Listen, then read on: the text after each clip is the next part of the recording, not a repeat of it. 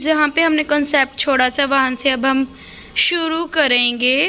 ये अब हम पढ़ेंगे साइकोलॉजिकल लॉ ऑफ कंजप्शन और theory of consumption.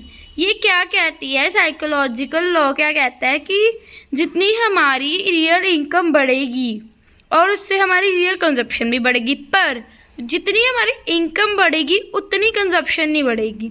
For example मैं आपको समझाती हूँ, ऐसे आपको बात नहीं समझ आएगी। कि जैसे हमारी इनकम पहले थी 100, अब हो गई 200 और हमारी कंजप्शन थी पहले 50। चलो फॉर एग्जांपल 100 ही थी, 100 की इनकम थी, 100 की कंजप्शन थी। सो हमारी इनकम चली गई 200 तक और कंजप्शन हमारी 150 हो गई, बट 200 तो नहीं बढ़ी, उतनी तो नहीं चेंज हुई जितनी इनकम में चेंज आए। जैसे हम इस डेफिनेशन में देख सकते हैं, लिख रखा है the psychological of community is such that when aggregate real income is increased, increased aggregate consumption is also, but not so much as a income. So I hope so you understand. So next इसकी थोड़ी सी हम assumptions लेते हैं। क्या है? consistency in psychological institution complex, normal condition है, हम सोचते हैं कि कोई इन्फ्लेशन नहीं है, जैसे डिफ्लेशन नहीं है। Richest capitalist economy based on laissez faire, मतलब फ्री है, मतलब लेजर फ्री में जिसमें हमें मतलब क्या कह सकते हैं, हमें कोई मतलब इतना भारी टैक्स नहीं देना पड़ रहा, कोई वो नहीं करना पड़ रहा। सो ये क्या है? Proposition of law. अब इसमें क्या है, जैसे increase in aggregate income leads to increase in aggregate but not, वही चीज़ जो मैंने आपको समझाई। Increase income is divided between consumption and saving. अब इसमें सेविंग आती है, जो 50 थी हमने क्या कर दी? सेविंग कर दी। And increase in aggregate income is unlikely lead either to less consumption और less saving than before.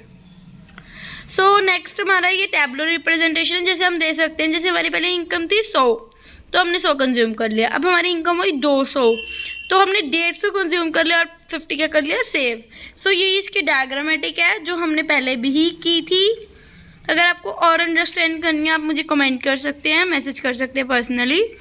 So implications of psychological law कहाँ कहाँ पे है? इम्पॉर्टेंस मतलब क्रिटिकल इम्पॉर्टेंस ऑफ इन्वेस्टमेंट है, रिफ्यूशन ऑफ से ऑफ लॉ है, declining marginal efficiency of capital है, अंडर एम्प्लॉयमेंट इक्विलिब्रियम में इंपॉर्टेंट है, इनकम जनरेशन प्रोसेस में, ओवर सेविंग गैप में।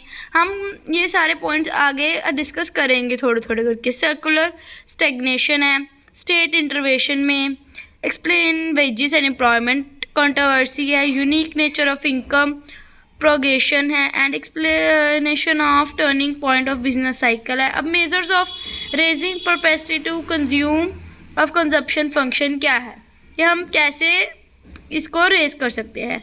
रीडिस्ट्रीब्यूशन ऑफ इनकम, अगर इनकम हम दोबारा से डिस्ट्रीब्यूट, सोशल सिक्योरिटीज़ इंक्रीज कर दें, इजी क्रेडिट फैसिलिटी कर दें, वेज पॉलिसी में कोई चेंज कर दे, वेजेस इंक्रीज कर दे, या कोई ऐसा तरीका अपनाएं।